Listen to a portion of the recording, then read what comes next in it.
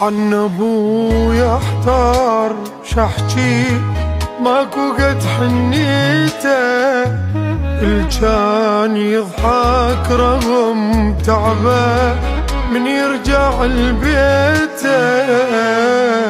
عن ابويا احتار شحكي ماكو قد حنيته، كان يضحك رغم تعبه من يرجع لبيته.